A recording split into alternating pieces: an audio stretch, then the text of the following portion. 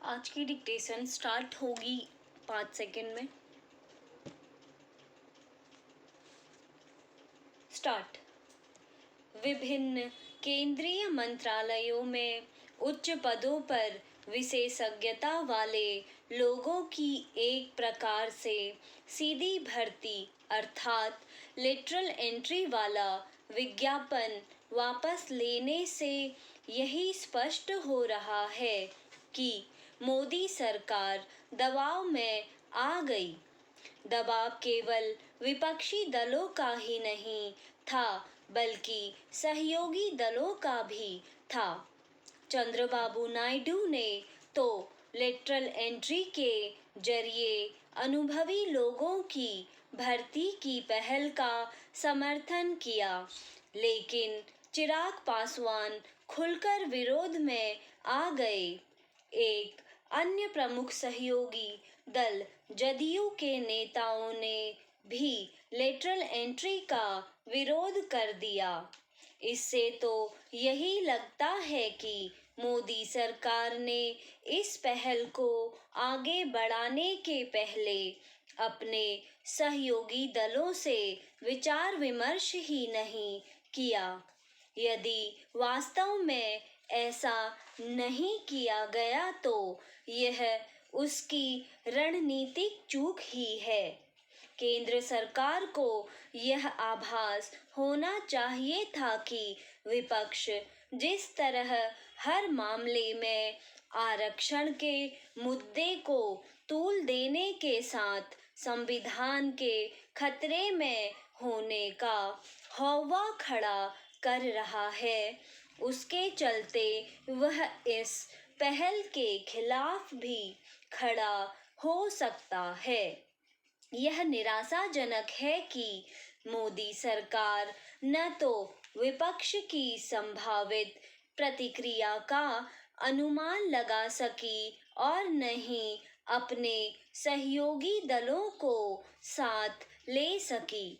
यह ठीक है कि मोदी सरकार अपने अपने क्षेत्र के कुशल लोगों के प्रशासन में भर्ती की पहल से पीछे नहीं हटेगी, लेकिन उसे जिस तरह अपने कदम खींचने पड़े उससे एक मजबूत सरकार की छवि को धक्का लगा है। प्रशासन में अनुभवी लोगों की सेवाएं लिया जाना कोई नई अनोखी बात नहीं है। इसका सिलसिला तो प्रथम प्रधानमंत्री जवाहरलाल नेहरू के समय ही शुरू हो गया था। इसके बाद की सरकारों में भी यह सिलसिला कायम रहा। अनेक ऐसे उच्च पदों पर विशेषज्ञों को लाया गया जिन्हें IAS, IFS आदि संभालते थे। मनमोहन सिंह, मोंटेक सिंह आहलूवालिया आदि लेटरल एंट्री के जरिए ही उच्च पदों पर आए। इसी तरह अनेक राजदूत भी गैर IFS नियुक्त किए गए। प्रशासन के साथ शासन में भी अपने क्षेत्र के विशेषज्ञ लोगों की सेवाएं ली गई। आधार की पहल को अंजाम देने के लिए नंदन नीलकेणी को लाया गया था।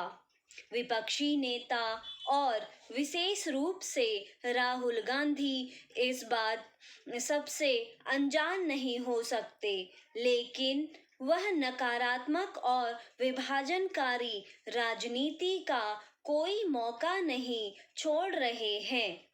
यह उनकी मौका परस्ती ही है कि एक समय वह खुद लेटरल एंट्री के जरिए प्रशासन में पूर्व सैन्य अधिकारियों की भर्ती का वादा कर रहे थे, लेकिन अब उसके खिलाफ खड़े हो गए, और वह भी तब जब यह कहीं नहीं कहा गया था कि आरक्षित तबकों के लोग लेटरल एंट्री का हिस्सा नहीं बन सकते। अमेरिका जैसे देशों में भी सकारात्मक कार्रवाई के रूप में आरक्षण है, लेकिन वहाँ भी लेटरल एंट्री की व्यवस्था है। यह ठीक नहीं कि अपने देश में आरक्षण को हर मर्ज की दवा बनाया जा रहा है। स्टॉप। अब ठीक है।